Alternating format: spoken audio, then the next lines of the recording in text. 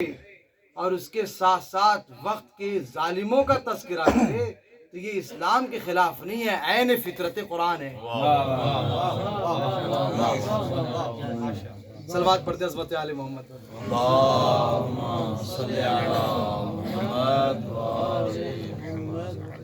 جہاں مظلوم کا تذکرہ ہو رہا ہے وہیں پر ظالم کا بھی تذکرہ ہونا چاہیے۔ اور عزیزان گرامی یہ بات پیش کر دوں احتیاط کے ساتھ، تاریخ اسلام میں 3 شخصیتیں سب سے زیادہ مظلوم گزری ہیں۔ اس میں سب سے پہلا نام حضرت فاطمہ الزہرا سلام اللہ علیہا کا میں لوں گا۔ صلوات پڑھتے عظمت سیدہ۔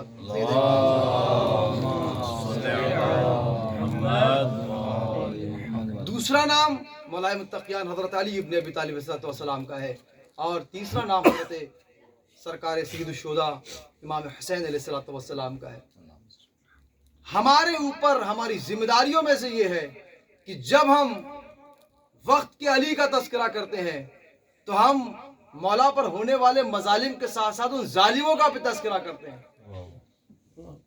جب ہم وقت کے حسین کی بات کرتے ہیں تو ہم اسی کے ساتھ ساتھ وقت کے یزید کی بھی بات کرتے ہیں۔ اور یہ ہمارے عقیدے کے مزاج کے لائق ہے کہ ہم پہچانیں کہ جہاں مظلوم ایسا ہے ظالم کون لوگ ہیں۔ اچھا آپ کہیں گے بھائی مظلوموں کی بات کریے، ظالم کی بات کیوں کر رہے ہیں؟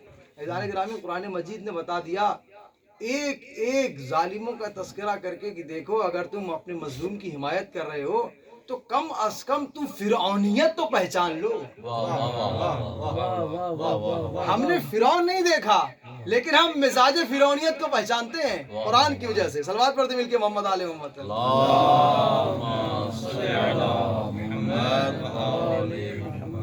ہم نے نمرود کو نہیں دیکھا لیکن ہم نمرود کے مزاج کو پہچانتے ہیں۔ یعنی ظالموں کا تذکرہ صرف اس لیے کیا جاتا ہے تاکہ دنیا میں جہاں بھی ظلم ہو ہم ظالم کے مزاج سے واقف ہوں۔ عزیزان گرامی کیسے ہوا؟ اگر آپ دیکھیں قرآن مجید کی آیات کا تذکرہ کر کے، ہم نے جب بھی شہزادی کی مظلومیت کا تذکرہ کیا تو ہم نے ظالم کا ضرور ذکر کیا تاکہ دنیا اپنی نگاہوں کو اٹھا کر دیکھ لے کہ جس گھر پر یہ ظلم ہوا ہے وہ ظالمین کیسے کیسے ہیں۔ اور اس کی وجہ سب سے بڑی یہ کہ آپ کو ظلم پہچاننے سے پہلے، ظلم جاننے سے پہلے یہ جاننا ضروری ہے کہ کس پر ظلم ہوا ہے۔ صلوات پڑھتے مل کے محمد آل محمد۔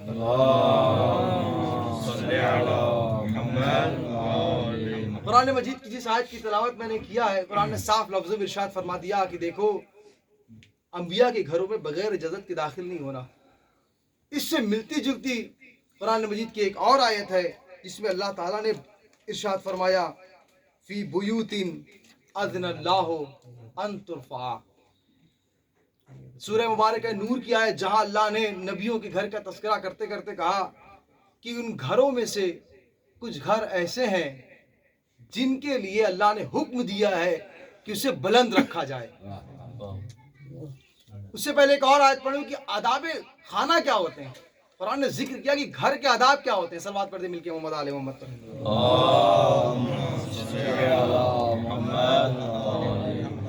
صبح کی مجلس سے علماء حضرات گھبرا تو نہیں رہے، جیتے جاگتے صلوات پڑھتے ہیں۔ نعرہ تکبیر، اللہم صلی علی محمد آل محمد۔ اچھا میرے ساتھ نعرہ تکبیر بچے کی آداب خانہ کیا ہے، گھر کی عزت کا مسئلہ کیا ہے۔ قرآن ارشاد فرماتا ہے یا ایھا الذین آمنوا لا تدخلوا بیوتا غیر بیوتکم۔ اے ایمان لانے والوں خبردار اپنے گھر کے علاوہ کسی گھر میں بھی مت جانا، کسی گھر میں داخل نہ ہونا۔ اچھا اگر داخل ہونا بھی چاہتے ہو حتی تستأنسوا وتسلموا علی اہلہا، اگر جانا بھی چاہتے ہو سب سے پہلے گھر والوں سے انسیت حاصل کرو، گھر والوں سے پہچان بناؤ۔ پہلے تو جانا نہیں ہے، اگر جا رہے ہو تو گھر والوں سے پہچان بناؤ، انسیت پیدا کرو، اور جب گھر پر پہنچ جاؤ تو سب سے پہلے انہیں سلام کرو اہل خانہ کو۔ ذالکم خیر لکم لعلکم تذکرون۔ پھر قرآن کہتا ہے فَإِن لَمْ تَجِدُوا فِيهَا أَحَدًا۔ اچھا اگر انسیت ہو بھی جائے اور تم سلام کرنے کی غرض سے پہنچ بھی جاؤ تو خبردار اگر تمہیں گھر میں کوئی نہ ملے فلا تدخلوها، اب تمہیں گھر میں داخل نہیں ہونا ہے. اگر تمہیں کوئی گھر میں نہ ملے تو داخل نہ ہونا. حتی یوزن لکم، جب تک کہ تمہیں گھر میں داخل ہونے کی اجازت نہ دے دی جائے. اب قرآن کا جو اگلا فقرہ ہے وہ مجلس کا ماحصل ہے. وَإِن قِيلَ لَكُمْ ارْجِعُوا فَارْجِعُوا، اگر اہل خانہ کہہ دے تمہارے سلام کرنے کے بعد، تمہارے کلام کرنے کے بعد، قرآن پڑھ کے سنا رہا ہوں، اگر اہل خانہ راضی نہ ہو اور کہہ دے کہ پلٹ جاؤ فرجعوا، تو اب یہاں سوچنے کی بات کرنے کی گنجائش نہیں ہے. فا بغیر فاصلے کے استعمال ہوتا ہے. فوراً الٹے پاؤں اس گھر سے پلٹ جاؤ. ہوا ازکا لکم، اور یہی تمہارے لیے بہتر بھی ہے. اب اذان گرامی قرآن کی آیت کا اس سے فیصلہ کریں. اگر کہا جائے کہ پلٹ جاؤ اور نہ پلٹے تو قرآن صاف لفظ ارشاد فرماتا ہے اگر نہیں پلٹے گا تو بے شک لعنت و ملامت کا حقدار ہوگا. صلوات پڑھ دیں مل کے عظمت آل محمد پر. اللہم صلی علی محمد و آل محمد. چونکہ مجلس مختصر ہے، بات تو زیادہ تفصیل نہیں دوں گا، بات ختم کر رہا ہوں. قرآن مجید میں صاف ارشاد فرما دیا اگر کسی کے گھر میں جا رہے ہو تو پہلے گھر والوں کو پہچانو، انہیں سلام کرو، ان سے بات کرو. اگر وہ راضی ہوں تو گھر میں جاؤ، اگر نہیں ہے تو کہیں اور سے اجازت لے کر آؤ. اور اگر وہ راضی نہ ہو اور کہیں کہ پلٹ جاؤ تو آپ وہاں سوچنے سمجھنے اور بحث کرنے کی گنجائش نہیں، فوراً واپس چلے جاؤ. قرآن کہہ رہا ہے، جو وہ آیت میں نے پڑھی سورہ مبارکہ نور کی، کسی نے پوچھا جب رسول اللہ نے یہ آیت پڑھی کہ فی بیوت اذن اللہ ان ترفع، کہ اللہ کے گھروں میں سے کچھ گھر ایسے بھی ہیں جن کو اللہ نے اجازت دی ہے کہ انہیں بلند رکھا جائے. تو مجمع سے ایک صحابی کھڑا ہو گیا، کہنے لگا یا رسول اللہ یہ وہ کون سے گھر ہیں جن کے لیے اللہ نے کہا ہے کہ ان کا احترام کیا جائے، جن کی عزت کی جائے، جن کی تکریم کی جائے. تو پیغمبر اکرم نے صاف لفظوں میں ارشاد فرمایا، سارے علماء حدیث ان کی نگاہوں کے سامنے موجود ہے، کہا اس سے مراد انبیاء کے بیوت ہیں، انبیاء کے گھر ہیں جن کو اللہ نے کہا ہے کہ ان کو محترم سمجھا جائے. اگر آپ کی سماعت بیدار ہے تو ایک جملہ کہہ دوں، گھر محترم نہیں ہوتا. مجھے نہیں پتا کیسے مجلس سنتے ہیں آپ، صلوات پڑھتے مل کے محمد آل محمد. اللہم صلی علی محمد و آل محمد. اب میری مجبوری ہے چونکہ میں بھی طالب علم ہوں، دلالت اقتضاء جن کی نگاہوں سے گزری ہے وہ سب جانتے ہیں. اگر کہا جائے قریے سے پوچھو تو کوئی دیواروں سے سوال نہیں کرتا. وَاسْأَلُوا أَهْلَ الْقَرْيَةِ اگر کہا جائے تو دیوار سے سوال مراد نہیں ہوتی، اہل قریہ مراد ہوتے ہیں. اگر کہا جائے کہ گھر والوں کی عزت، گھر کی عزت کرو، تو اس کا مطلب یہ نہیں ہے کہ آپ کو دیواروں کو چومنا ہے. پھر جملہ کہہ دوں، گھر افضل نہیں ہوتا، گھر والے افضل ہوتے ہیں. ایک اور جملہ بڑھ کے کہہ دوں، بیت افضل نہیں ہوتا، اہل بیت افضل ہوتے ہیں.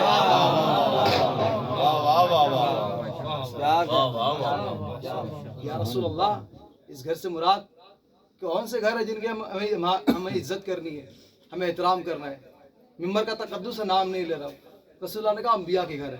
کہا اچھا، بات ختم ہو جانی چاہیے تھی. قرآن کی تفسیر جس پہ قرآن نازل ہوا اس نے دے دیا کہ جن گھروں کی عزت کرنی ہے، جن گھروں کا احترام کرنا ہے وہ انبیاء کے گھر ہے. اب یہ جملہ ہے، تاریخ کا مجھے نہیں پتا کیا منظر تاریخ نے پیش کیا اور کیسے پیش کیا. جہاں یہ تشریف فرما تھے، یہ سارا آیتوں کا نظام چل رہا تھا، ان کے دماغ میں نہ جانے کیا چل رہا تھا. انہوں نے ایک گھر کی طرف اشارہ کیا اور اشارہ کر کے یا رسول اللہ کیا یہ گھر بھی انہی گھروں میں سے ہے؟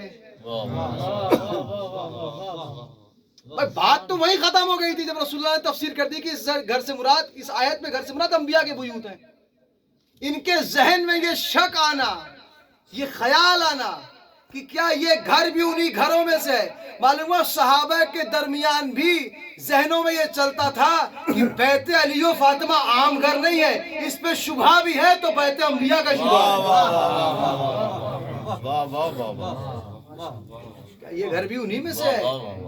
تو پیغمبر کا جملہ ہے. بس اذان گرامی میں گفتگو کو مکمل کرنے جا رہا ہوں.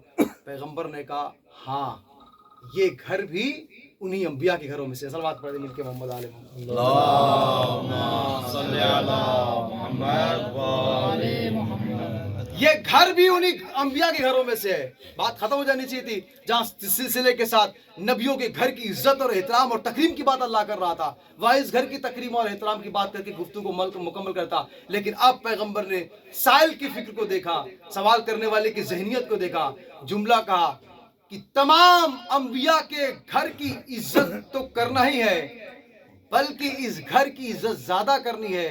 یہ گھر عام گھروں میں سے نہیں ہے, من افاضلہا, یہ گھر تمام انبیاء کے گھروں سے افضل ہے. اللہ اکبر. عزیزان گرامی, انبیاء کے بیوت, ان کا احترام قرآن مجید نے انتظامات کے ساتھ بتائے. پیغمبر نے ارشاد فرمایا اگر احترام کرنے پہ اترو گے, سب سے زیادہ جس گھر کا احترام کرنا ہے وہ گھر علی و بدول کا ہے. اب میں یہاں ایک مثال دے کے گفتگو کو تمام کرنے جا رہا ہوں. توہین جو ہوتی ہے, توہین, احترام چونکہ بار بار استعمال کر رہا ہوں میں لہذا اس کی زید لے آ رہا ہوں. حتق اور توہین جو ہوتی ہے وہ شخصیت کے اعتبار سے ہوتی ہے. علماء تشریف فرما اس بات کو سمجھیں گے, عوام میں شاید اس بات کو سمجھانا بہت سخت ہے. توہین, احترام, یہ دونوں شخصیتوں پر منحصر ہوتا ہے. مثال دے رہا ہوں اس کی, اور ایک لفظ ہے جو آدم والے نے استعمال کیا, اسے سمجھیں کہ یہ کہاں بولا گیا اور کس انداز میں بولا گیا. لفظ بہت چھوٹا ہے لیکن اس کا مطلب آپ کو سمجھ آنا چاہیے. راستے میں اگر آپ چل رہے ہوں اور کوئی عام راہی جسے آپ پہچانتے نہیں, اسے آپ دھکا مار دیں, اسے آپ تماچا مار دیں, اسے آپ گالی دے دیں اور آپ گھر چلے جائیں. گھر پہنچیں, وہی جملہ, وہی حرکت, وہی فعل آپ اپنے بھائی کے ساتھ کر دیں. دونوں میں فرق ہے یا نہیں ہے؟ علماء تشریف فرمائش ہے. ایک لفظ ہے, کوئی بھی ایک لفظ معمولی جو غیر مؤدب ہے وہ آپ راستہ چلنے والے کے لیے استعمال کریں, وہی لفظ آپ اپنے بھائی کے ساتھ استعمال کر دیں. ایک تھپڑ آپ راستہ چلنے والے کو ماریں, ایک تھپڑ آپ اپنے بھائی کو مار دیں. دونوں کے مارنے میں فرق ہے یا نہیں ہے؟ چلیے آسان کرتا ہوں. الیاذ باللہ, یہی حرکت, یہی تھپڑ, یہی لفظ آپ اپنے باپ کو بول دیں, اپنے والد کو بول دیں. اب بتائیے توہین جو راستہ چلنے والے کے لیے تھی وہی توہین باپ کے لیے بھی کہی جائے گی؟ رشتہ بڑھا, لفظ وہی, لیکن توہین بڑھ گئی. وہی لفظ جو آپ نے راستے میں کہا, اپنے بھائی کے لیے کہا, اپنے باپ کے لیے کہا, وہی لفظ ایک آپ صاحب امامہ کو کہہ دیں, ایک معمم کو کہہ دیں. اب توہین بڑھ گئی یا نہیں بڑھ گئی؟ بہت احتیاط سے کہہ رہا ہوں. وہی لفظ آپ ایک مرجع اور مجتہد کو کہہ دیں. راستہ چلنے والے کے لیے لفظ کی قیمت کیا ہے اور ایک مجتہد کے لیے اس لفظ کی قیمت کیا ہے. بہت احتیاط سے کہہ رہا ہوں. وہی لفظ آپ کسی امام کو کہہ دیں, اب اس کی قیمت کیا ہوگی, اس توہین کا معیار کیا ہوگا, اس توہین کی حد کیا ہوگی. اگر وہی لفظ آپ اسے کہہ دیں کہ جو سارے ائمہ انبیاء کی عصمت و طہارت کا مرکز ہے. اب میں پڑھوں جملہ اگر آپ کے ذہن آمادہ ہے. جب شہزادی نے دروازے پر ہاتھ رکھا تو یہ جملہ کہا, تم اس گھر کو آگ لگا دو گے جس میں حسنین رہتے ہیں. تم جانتے نہیں یہ گھر کون سا ہے. میں نے ایک ایک آیتیں آپ کے لیے پڑھی تیزی سے. تم نہیں پہچانتے یہ گھر کون سا ہے, تم نہیں جانتے یہ گھر میں کون لوگ رہتے ہیں.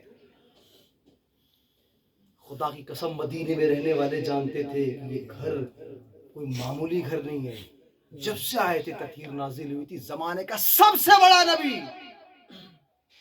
زمانے کا سب سے محترم نبی 6 مہینے, 1-2 دن کی بات نہیں ہے, 1-2 ساعت اور گھنٹے کی بات نہیں ہے, 6 مہینے مسلسل کھڑا ہو کر دروازے کے سامنے کھڑا ہو کر کائنات کا سب سے افضل نبی کہتا تھا کہ سلام ہو تم پر ہے اہل بیت نبوت, سلام ہو تم پر ہے مادن رسالت. جس دروازے پر نبی اکرم سردار انبیاء سلام کرتا تھا, مدینے کے لوگ جانتے تھے یہ گھر کون سا ہے. اس گھر کی توہین کیسے کی آنے والا ہے؟ ایک جملہ ہے طارق نے، اس گھر کو تم آگ لگا دو گے جس میں حسنین رہتے ہیں، اس گھر میں آگ لگا دو جس میں میں فاطمہ رہتی ہوں۔ اللہ اکبر۔ اس گھر کو آگ لگاؤ گے جس میں رسول کا آنا جانا ہے، جس گھر میں ملائکہ نازل ہوتے ہیں۔ آنے والے نے کہا وَإِن، اس کا ترجمہ مجھے نہیں پتا کیسے کرنا چاہیے، میں اپنے طالب علمانہ انداز میں کہتا ہوں کہ کوئی بھی رہنے دو، ہم اس گھر کو آگ لگا دیں۔ اللہ اکبر۔ یہ جملہ اگر کسی مدینے کے عام گھروں کے دروازوں پہ کہا جاتا تو اس کی توہین الگ تھی، لیکن یہ جملہ شہزادی کے دروازے پر کہا گیا، شہزادی سے کہا گیا۔ ایک جملہ اور پیش کر دوں، یہ جملے کی قیمت توحید میں کیوں اضافہ ہوا؟ آپ کو پتہ ہے کہ دنیا کا ایسا فرشتہ جو کبھی کسی کے دروازے پہ پوچھتا نہیں ہے جانے کے لیے، وہ جہاں چاہے چلا جاتا ہے، لیکن اس دروازے کا کمال یہ رہا ہے کہ جب وہ دروازے پہ آ کے ٹھہرتا ہے، وہ جانتا ہے کہ یہ عام دروازہ نہیں ہے، یہ دروازہ بطول کا دروازہ ہے۔ دروازے پہ کھڑا ہو کے کہتا ہے مجھے رسول سے ملنا ہے۔ بیٹی گھر میں آواز دیتی ہے میرا بابا سو رہا ہے، بعد میں آ کر ملنا، وہ آرام کر رہا ہے، وہ چلا جاتا ہے۔ پھر تھوڑی دیر کے بعد آتا ہے، کہتا ہے مجھے رسول سے ملنا ہے، کہتی تمہیں پتہ نہیں میرا بابا آرام کر رہا ہے، وہ چلا جاتا ہے۔ تیسری مرتبہ آتا ہے، شہزادی کی آنکھوں سے آنسو نکلتے ہیں، رخسار پیغمبر اکرم پر جا کر گرتے ہیں۔ پیغمبر کی آنکھ کھلی، بیٹی رونے کا سبب کیا ہے میری زندگی میں؟ کہنے لگی بابا نہ جانے کوئی بار بار مجھ سے کہہ رہا ہے مجھے آپ سے ملنا ہے، میں کہہ رہی ہوں میرا بابا بیمار ہے، مجھ سے ابھی کسی سے ملاقات نہیں کر سکتا۔ تاریخ کہتی اب تک فاطمہ رو رہی تھی، اب رسول روئے، رو کر کہنے لگے بیوی یہ تیرے در کا شرف ہے، خدا کی قسم آنے والا کسی کے گھر میں بھی اجازت کا طلبگار نہیں ہوتا، لیکن فاطمہ یہ تیری دہلیز کا کرم ہے، ملک الموت جیسا فرشتہ بھی تیری دہلیز کو پار نہیں کر سکتا جب تک کہ تیری اجازت شامل۔ عزیزان محترم، مسلمانوں نے جس دروازے کو چاہے جیسے تاریخ میں پردہ ڈال لو، چاہے جیسے اسے چھپا لو، چاہے جتنی کوششیں کر لو، لیکن تم ان آوازوں کو نہیں دبا سکتے جو حمزہ کی قبر پر جا کے اٹھتی تھی، بابا مسلمانوں نے میرا گھر جلا دیا۔ تم ان پسریوں کے درد کو نہیں چھپا سکتے جس کے لیے شہزادی کو کہنا پڑا کہ اگر یہ مصیبتیں جو مجھ پر پڑی اگر تاریخ دن کی روشنی میں پڑتی تو شب کی تاریکی میں بدل جاتی۔ عزیزان گرامی، میں بہت آہستہ سے دو چار منظر پیش کروں گا، علماء آپ اسے محسوس کر سکتے ہیں کہ تاریخ کے لکھنے والوں نے لکھا کہ جب یہ لوگ دروازے پر آئے، آ کر کہنے لگے ابو الحسن کو گھر سے باہر نکالو ورنہ ہم اس گھر میں آگ لگا دیں گے۔ تاریخ کا جملہ ہے کہ شہزادی دروازے پر آئیں، دروازے پر کھڑی ہو گئی، کہا علی کو باہر نہیں نکال سکتے اس لیے کہ علی دینی کام میں مصروف ہیں، اور شہزادی جانتی تھی کہ دو صورتیں ہوں گی، یا تو علی ان پر حملہ کر دیں گے یا یہ لوگ علی پر حملہ کر دیں گے۔ دونوں صورتوں میں امامت کی جس نے حفاظت کیا اسے فاطمہ کہتے ہیں۔ خود دروازے پر آ گئی، آ کے کہنے لگی کہ میں دروازہ نہیں کھول سکتی۔ تاریخ کہ یہ 3 مرتبہ آئے تھے، 300 سے زائد افراد فاطمہ کے دروازے پر آئے، اور آ کر اب اس بار جب آئے تو خالی ہاتھ نہیں آئے، آگ و لکڑیاں لے کر آئے۔ شہادت کے آخری دن ہے، مجھے نہیں پتا اگلے سال کون ایام عزائے فاطمہ میں رہے، فاطمہ الزہرا کی اس مجلس کا فرش بچھائے، ہم میں کون یہ سعادت نصیب کرے کہ ہم ذکر سیدہ میں اس طرح سے بیٹھ سکیں اور شہزادی کی مظلومیت کو بیان کر سکیں۔ تاریخ کے جملے ہیں کہ یہ لوگ آئے جس گھر پر آہستہ بات کرنے کے لیے قرآن نے کہا گیا، جس گھر پہ کم بات کرنے کے لیے قرآن نے کہا، یہ لوگ آ کر زور زور سے چلانے لگے ابو الحسن کو باہر نکالو، ابو الحسن کو باہر نکالو، ورنہ ہم دروازہ توڑ دیں گے، ورنہ ہم گھر میں داخل ہو جائیں گے، ورنہ ہم گھر جلا دیں گے۔ شہزادی نے دروازے پر ہاتھ رکھا، کہا میں دروازہ نہیں کھول سکتی، تم میرے گھر میں نہیں آ سکتے۔ اللہ اللہ، مجھے نہیں پتا کہ کیا ہوا مدینے کی گلیوں میں، لیکن تاریخ نے یہ منظر لکھا کہ مدینے کے لوگ کہنے لگے کہ نہ جانے گھر علی کے گھر والوں کو کیا ہو گیا، ابھی رسول کا کفن بھی میلا نہیں ہوا، ان لوگوں نے اپنے گھر میں چولہا جلا دیا۔ میں کہوں گا مدینے والوں، یہ گھر میں چولہے نہیں جلے ہیں بلکہ شہزادی کونین کا دروازہ جل رہا ہے۔ खुदा इन आवाज़ों पर रहमत नाजिल करे।